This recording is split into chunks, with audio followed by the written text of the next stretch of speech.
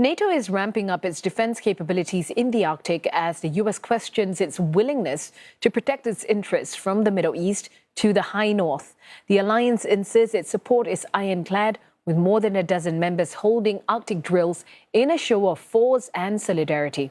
William Denselow has more for CNA from Rovaniemi in Northern Finland. Ensuring that any potential invaders are met with a frosty reception, be it by air, sea, cyberspace or on snow-covered ground. Some 32,000 personnel from 14 NATO member nations recently took part in joint military exercises across northern Norway and Finland in an operation known as Cold Response 26. It creates a unique opportunity for mostly the staff, battalion staff, to train and to be a part of something bigger. It's one thing to have stuff, but we need to be able to use them and to use them in a combined context as well. Cold Response 26 is the first NATO exercise conducted under Arctic Sentry.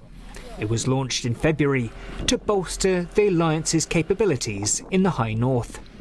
These types of exercises where we can, just this venue that we have around us here, where you can see all the equipment that we have here, soldiers interacting, building trust, that's what the alliance is about, stronger together.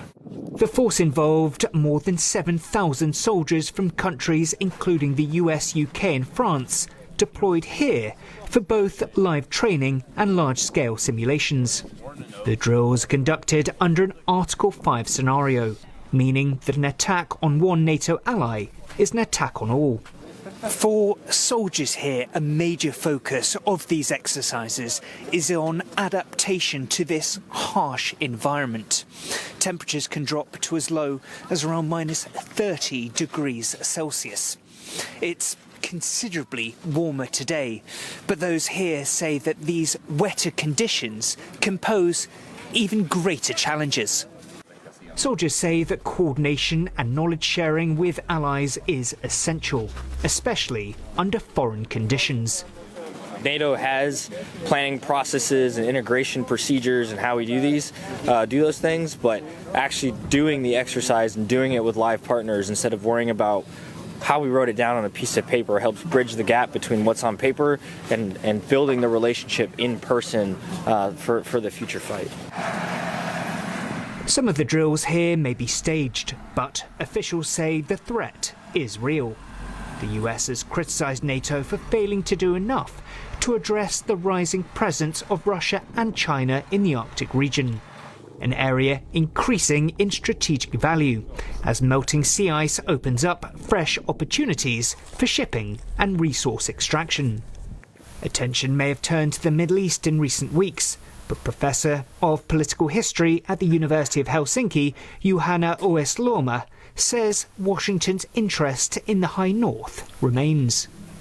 It's a little bit of a more slow-moving game in the north than, for example, what we have with Iran or other flashpoints elsewhere in the world. So I think when the Americans, how they see the north is they are playing the long game, and this is the way also the Chinese and the Russians see it. NATO's objective is clear: to ensure it has the capabilities to defend every inch of its territory, including this one. With war games like this helping to sharpen its vigilance and better prepare the alliance to protect this frozen terrain, should geopolitical tensions boil over. For CNA, I'm William Denselow in Rovaniemi, Northern Finland. Well, for more coverage on the intensifying geopolitical interest in the Arctic region, head over to our website cna.asia, and you may also follow the latest on our mobile app.